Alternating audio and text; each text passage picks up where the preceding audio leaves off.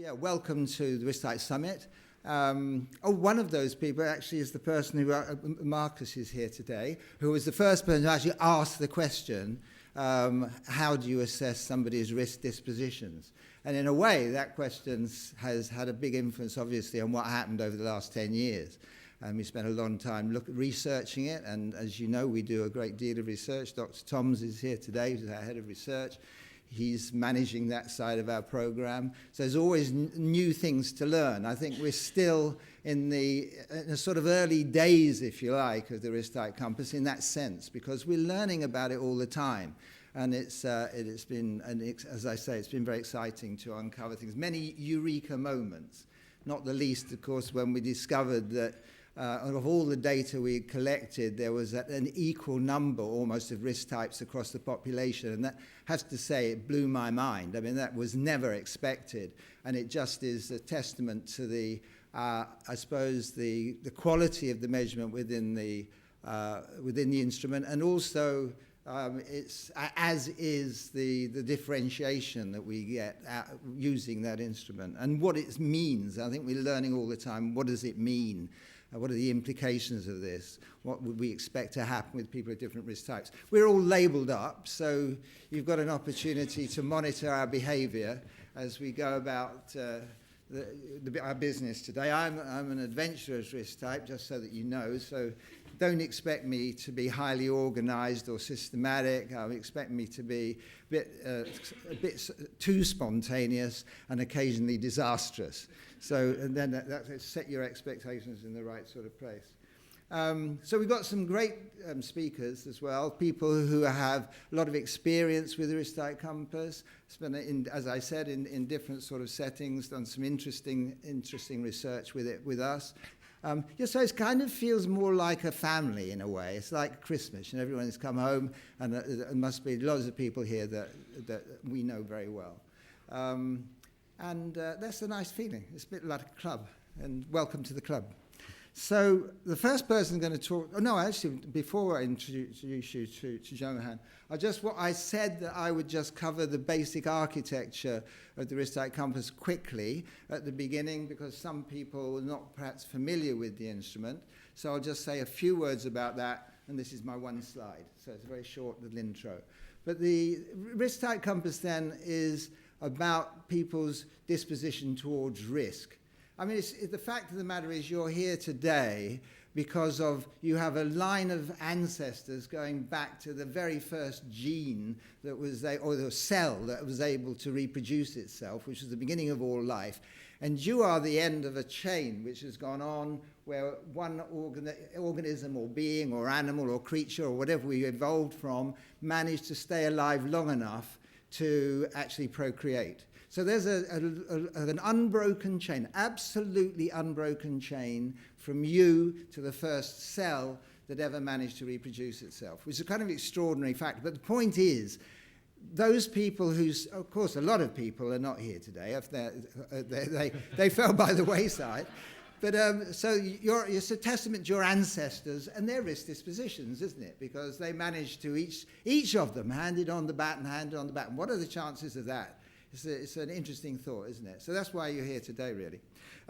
So this is all about risk dispositions and how people respond to risk, where they see risk, how much risk do they take, how do they react when things go wrong, that sort of territory. And it's based and rooted totally in personality, which was a major step in our understanding. I mean, prior to this, risk has always been assumed to be a correlate of personality, not to be actually personality. But it is actually personality. We tend to think of risk in terms of people doing daring do and adventurous things and crazy things, and that's risk. But it's not only what's risk. Risk is also not doing things. It's not having the attention span of a gnat when it's your job to actually monitor every plane that's going to land in your territory. It's forgetting where you put your screwdriver, getting interrupted at the point when you're doing some maintenance on a jumbo jet at the very moment, and then forgetting quite what you'd done. And did you change that battery or didn't you? Or did you tighten up that screw properly or didn't you? It's those sorts of things. And a huge amount of risk happens because what people don't do, not just what they do. So that's generally, then in introduction, what risk type is about, is to enable us to understand people's dispositions about risk, how they feel about it, how they approach life, what they see as a risk, what they don't. The architecture for that, it syncs very well with what we understand, well, the understanding that decision-making always involves emotion as well as logic. And this goes back to Aristotle. I mean, it's this 1,000-year-old established observation that philosophers and researchers and scientists have made, that people's decisions are often tinged with emotion, but many of them are driven by emotion. So that's reflected in the first illustration here. We have two scales. That's all there is in the risk type compass, two scales. One of those is about cognition. It's about your need to know. It's about wanting to know how things work, what's supposed to happen, what should you be doing, what's the right way to do things. And at the other end of that are people who really are happier not knowing any of that. And then the other scale is about emotion and people who are very fearful of change, anxious about what's happening around them, very alert to any risk that's happening. So that's an emotional strand. And those two between them are the components which are generally understood in neuroscience, in psychology, generally about as aspects of human nature and human decision making. So those two generate scales on which everybody that we can find falls somewhere between the high end and the low end, or one end or the other end.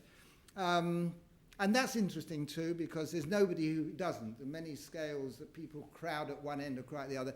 These scales are absolutely normally distributed. They're beautifully symmetrical. So we place them orthogonally because they are also orthogonal. Orthogonal statistically means have no relationship at all, very low correlation, and these have very little correlation at all between the two scales. So they are orthogonal, but orthogonal also means at right angles. So by placing those two scales in right angles, you create the basic foundations for a 360-degree spectrum of risk dispositions, which is a novel kind of structure for a psychometric. The first step is that you need to look at I suppose the chemistry that goes on if you're both prudent and intense, because you've got two scales and you stand somewhere on both of them. So there obviously are people who are both intense and prudent. So those people have two reasons to be risk averse. One is because they don't like anything that isn't pre-planned and carefully organized and well arranged, and also because they're fearful of uncertainty. So they're sort of turbo-powered prudent, if you like. All the emotion from the emotional scale at that end of it being added to the prudence and careful and cautiousness and attention to detail at the other end. So that's like turbo-powered. And at the bottom of the scale, you've got people like me who are both composed. That's to say, I'm not easily fazed. I don't think very much about what the dangers of things are. I'm much more disposed to think about what's the opportunity, what can happen here, what exciting things are around the corner, and also carefree. So carefree is about not being very well organized, I'm afraid. So anything that goes wrong today is entirely down to me, because I've got lots of people around me who try to keep me out of trouble most of the time, and hopefully we will today. So those powerful interactions between them, they have their own chemistry. So they are genuinely another risk type. But if you can fill in the whole circle, and that's what we do. So the risk type compass then, 360 degrees, we talk about a typology. It's not actually a typology. It's just a labeled 360-degree spectrum of differences. So it's like, my analogy of that, it's like the clock face. Time isn't segmented, it's continuous. But in order to make use of it, we have to segment it, and we divide the hour into 24 hours. I don't know who was the first person to do that, but anyway, somebody did, and we all followed suit, and that's how we deal with it. So that's the nature of the instrument. It's continuous. It's not actually risk types, but those risk types are the labels under which we develop the meaning for that segment of the compass. Okay, so that was your intro to the risk type compass. I now want to introduce you to our first speaker today. This is Johann Wium, who we've worked together now for several years. this chap is the person who's responsible for you when you're flying over the North Atlantic, and the people that he recruits and trains, and the teams that monitor air traffic control over that entire region, which is some hell of a responsibility, I think. Important for us is the fact that our relationship spawned the most iconic of all those, we call them risk type fingerprints. That's what the pizza diagrams, which are segmented according to how many of each risk type are in. I don't want to anticipate too much about the presentation that's coming, but it was that was the second biggest eureka moment, I think, in the life of the risk type compass so far. So if Johann would like to come up on the stage, and I'm very excited to hear what Johann has to tell us about. Thank you. Thank you. As may become the tradition here, my name is Johann. I'm an adventurous type. However, I've been working with air traffic controllers now for over half a decade, so I believe they've dragged me more to their neck of the woods in the deliberate. So hopefully this presentation is going to be very efficient, hopefully not that efficient that we'll finish in 20 minutes. Now, I'm going to be discussing using the risk type compass when we select air traffic controllers. The abbreviation ATCO is short for Air Traffic Control Officer, and is going to be featured heavily in this presentation. Now, a bit about me. I have a master's degree in industrial organizational psychology from NYU. I am a chartered occupational psychologist with the British Psychological Society, and I am a recognized aviation psychologist by the European Association of Aviation Psychology. Unfortunately, following the Germanwings incident, there has been a push to increase regulation on the psychologists working in aviation with pilots and air traffic controllers. Now, what I'm going to cover today is the background, the risk type compass, and how we've used that in air traffic controller selection. I'm going to discuss a bit our experience with the risk type compass and a short summary of our findings. Now, I work for a company called Isavia. I imagine none of you have ever heard of that. But there's a good chance that at least some of you have been serviced by us before. So Isavia handles the domestic airports in Iceland. It handles the international airport at Keflavik. But most importantly, and this ties back to Jeff's introduction, it handles air traffic control in the North Atlantic. There's a lot of literature on air traffic controllers, and I'll go through a tiny bit of it. It is, however, very much a hidden career and a hidden profession. It is quite understandable that you have really no idea what these people do. That is to be expected. What we prefer is that we don't cause any fuss or any problems, and therefore people don't notice us. But when it comes to air traffic control, we're looking not only for a very specific type of people, but also a competent person. Now, the description of an air traffic controller is one who is responsible for the safe, orderly, and expeditious flow of air traffic. And this is going to come back at the end. The description of air traffic controllers is one that is well organized, is assertive, has firm decision-making skills, and keeps composed under pressure. I like the phrase that Jeff used about being turbocharged. Air traffic controllers, you can think of them as being turbocharged, prudent, and composed. Now, the risk type distinguishes between these 8 major groups of people by these 2 axes, the measured daring, which I think Jeff called the analytical one, and the emotional stability, emotional and calm. These give us the 8 risk types, and as Jeff pointed out, what we have seen before is that in the population of people, you will find 1 of 8 in each group, equally distributed. The definition of a deliberate type, for example, is someone who is calm, collected, sure-footed, not easily unnerved, likes to do things by the book, likes to plan ahead, and aims to be well prepared.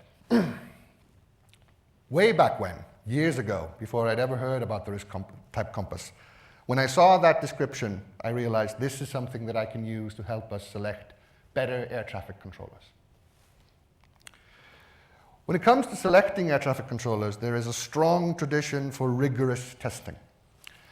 Currently, we're a relatively small air navigation service provider, but even we have a 6-hurdled approach to selecting student air traffic controllers. Our selection ratio today is about 1 in every 25 applicants.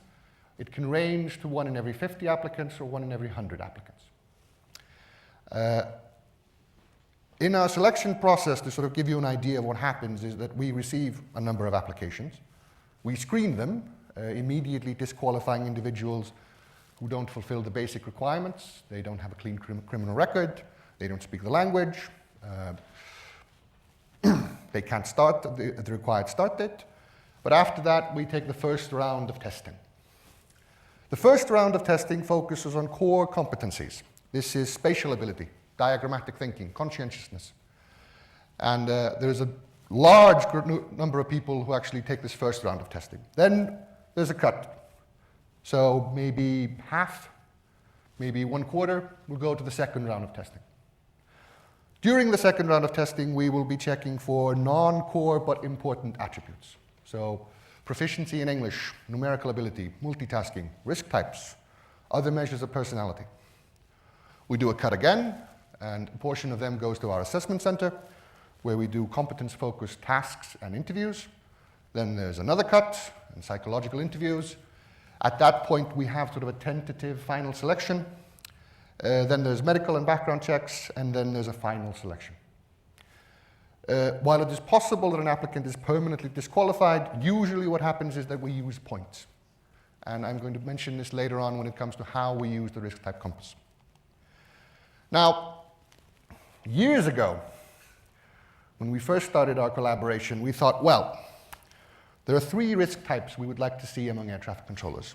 We would like to see deliberate, which we've mentioned, but we would accept composed or prudent. And given the math that Jeff mentioned, we said, okay, there's 1 in 8 in each group. This means that about 37% of applicants will fit into one of these 3 groups. We can then give them more points, focus on them, and give them an added chance of being selected. That is exactly not what happened. So, during the very first selection, 75% of our applicants tested deliberate. 95% tested deliberate, composed, or prudent. Using the risk type compass to help us select did not really work out as planned. Originally, what we thought had happened was that we had a restriction of range. So we'd measured conscientiousness in the first round, we'd used the risk type compass in the second round, so we said, okay, maybe the points from the conscientiousness measure meant that more conscientious people passed through, so that's the reason why there's a skewed distribution. Before we could actually finalize figuring it out, there was an interesting opportunity that happened. Due to political reasons, we had to run a second selection project. This one in a completely different part of the country, and due to politics, there was considerable time pressure. So, instead of using the risk type compass in the second round, which had been what we did originally, we used it in the first round, testing all of the applicants. The name of the airport is Akureyri. There is an international flight code for all airports. BIAR is the code for the airport. So that's why we call it the BR pseudo experiment. So we tested all of the applicants and discovered 74% of them. 74% of people who applied to become air traffic controller were deliberate. 90% were deliberate, composed, or prudent. This is the point in time where Jeff contacted me and said, this is weird. And they've done the pizza slice exercise, which you can see out in the hall, where this is one of the reasons why we say that air traffic controllers have an overabundance of deliberate types. But while this was very interesting, it was also fairly problematic. What do you do with a type inventory in selection that always returns the same type? How do you use that to help you select? How do we score it? I still wanted to use it, but how to use it became sort of an issue. Now, we could give more points for stronger types. That might not necessarily always be better. Now, because the deliberate type is so common, we might actually want to say, okay, we need more types, we need more diversity. So if we want to create a more diverse workforce, maybe we should give more points to everybody who isn't deliberate, just to sort of shake things up. However, doing that means we're taking in individuals who might be the wrong type for the role, who might be unhappy in the role. So this is a conundrum. Luckily, Jeff and Simon came to the rescue. So PCL at this point started work that would eventually culminate in the sub-themes. You can see this in the new reports. I will occasionally go back to the old lingo, because originally the sub-themes were named something completely different. So occasionally I will probably talk about something which might be called something different today. The idea of the sub-themes, however, is that while the risk types will give you an intuitive categorization of people, the sub-themes will allow for a deeper insight, a deeper dive. There are currently 18 sub-themes, 10 of them on the emotional calm axis, 8 on the measured daring. They complement the type rather than overshadow it. And you can still use it as a type inventory if you prefer, but you can also use it if you want to. This, however, raised a couple of questions. So, what sub-themes are we going to use? There are 18 sub-themes. Are we going to use all of them? We felt that was a bit too complicated. So we made an original list. Me, myself, and I, and the teaching psychologist that we have on staff selected 9 sub-themes that we felt were a good fit. Then we met with the air traffic controllers and discussed, okay, are these sub-themes something that we want to see among air traffic controllers? And they said, well, we will agree with focused, we will agree with methodical, we will agree with conforming. However, being a perfectionist might not necessarily be a good thing, because occasionally the world is less than perfect. You will be given an unusual, strange pattern of planes that you need to control, and you might not actually be able to actually hand them off perfectly. You just need to do it safely and well enough. When it comes to calm, yes, we want to see someone who's resilient, we want to see someone who's confident, we want to see someone who's equable, but optimistic might lead to a person overlooking something bad that could happen. So we decided not to select for that. In the same sense, forgiving and optimistic are both heavily correlated with psychological recovery after an incident. We felt that forgiving might lead to standards slipping. So you can see, even in this sort of like, okay, everybody's deliberate, once we opened up the conversation about sub-themes, you got a lot more nuance, got a lot more detailed discussion. What does it mean? What type do we want? But there were concerns, obviously. So the risk type compass isn't designed as a selection test. It is a self-report questionnaire.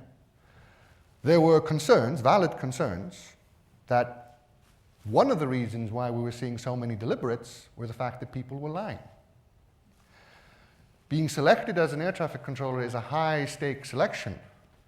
You're selected in, you don't need to pay tuition, you're on a stipend while you're studying, you get a very nice, well-paying job with basically permanent job security.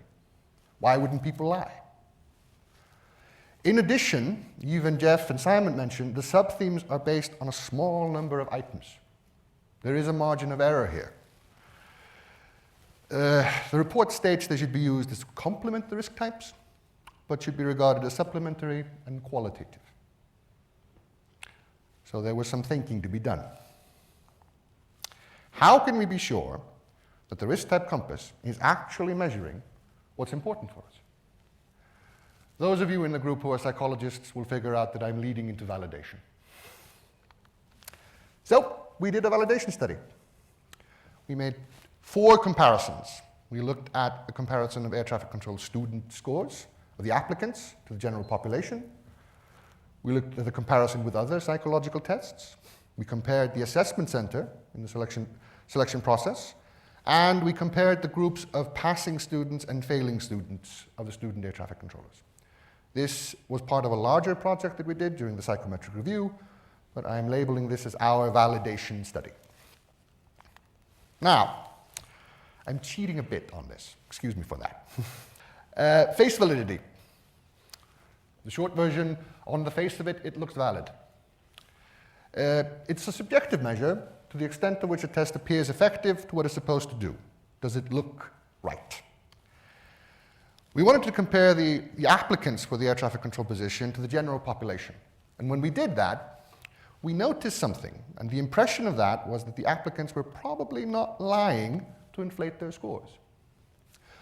What we found was that our applicants scored generally lower than those people who had taken the test and scored deliberate.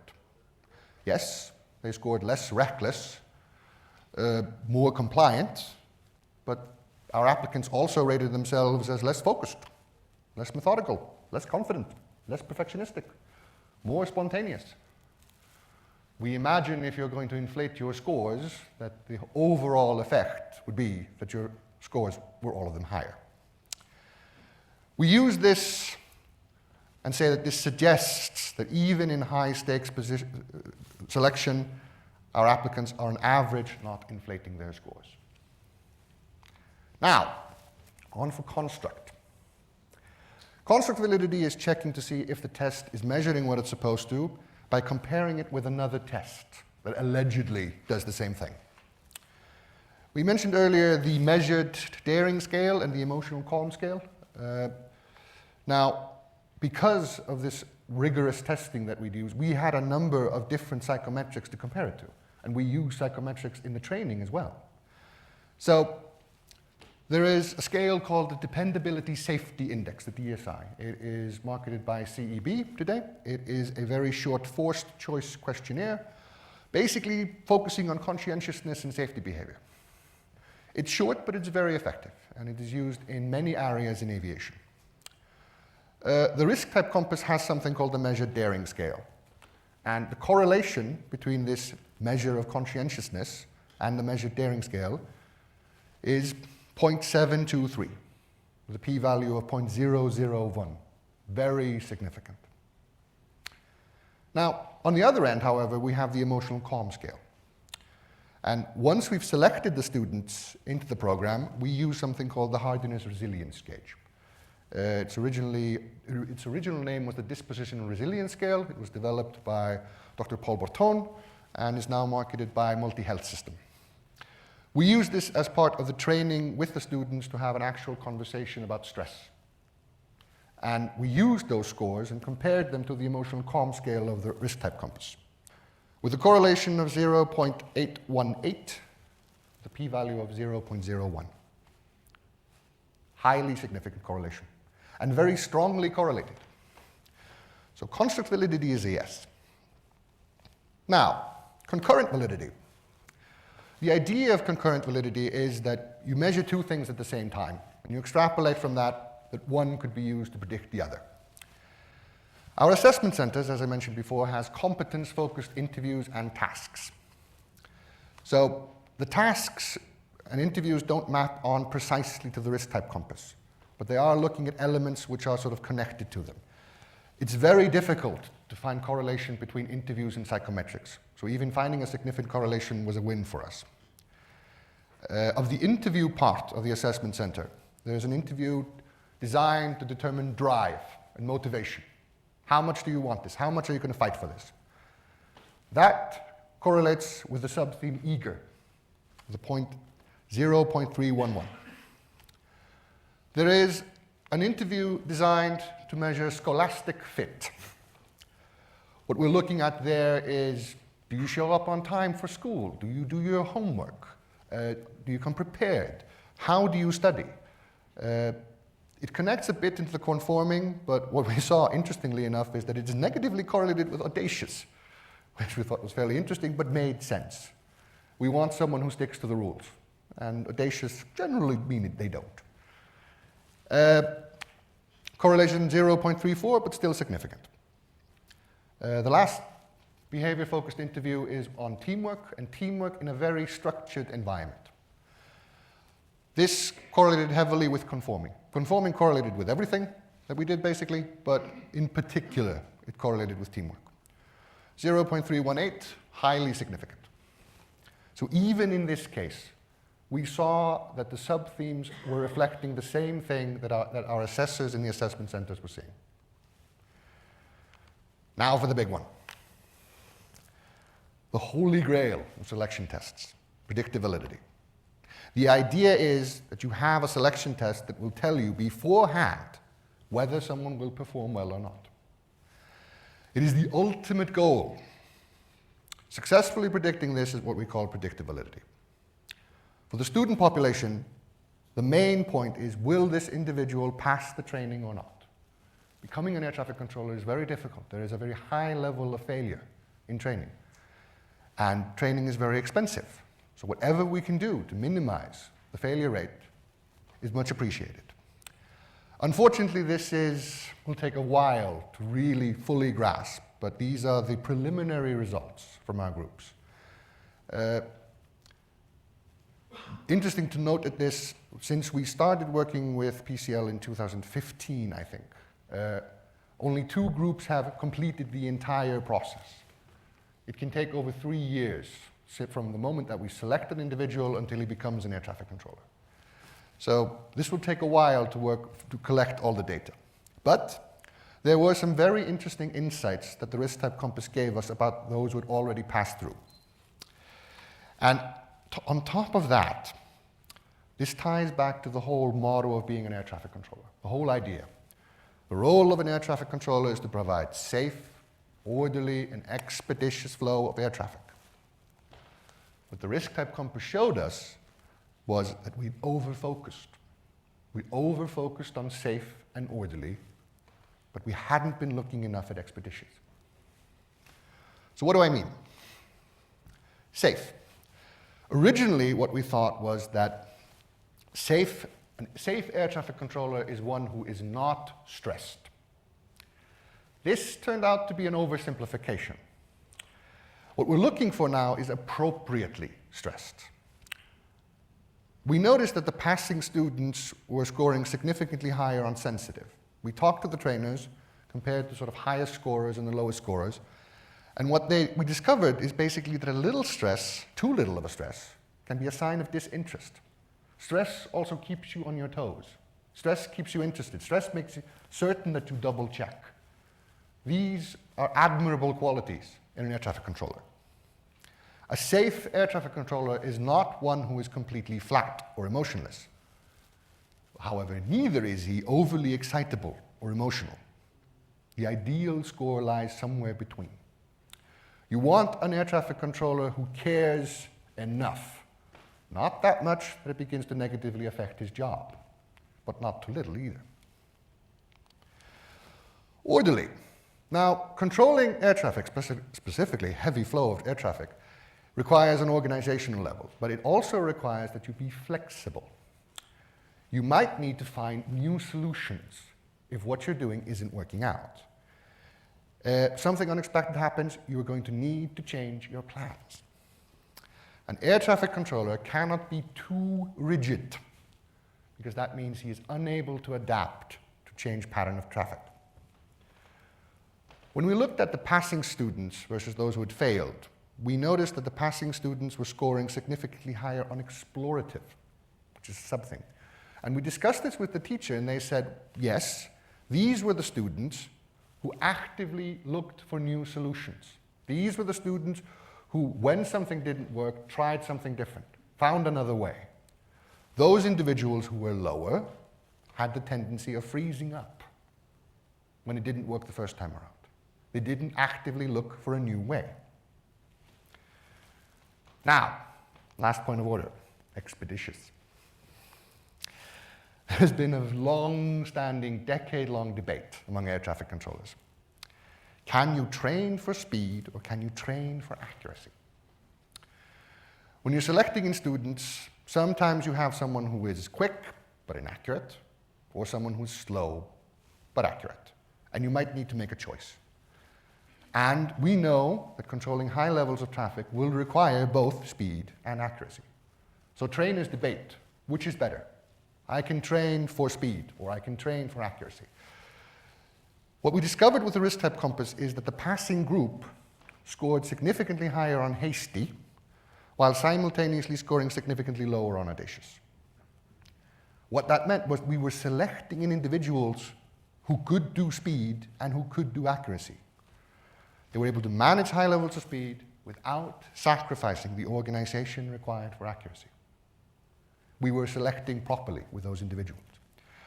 However, this was an interesting conversation.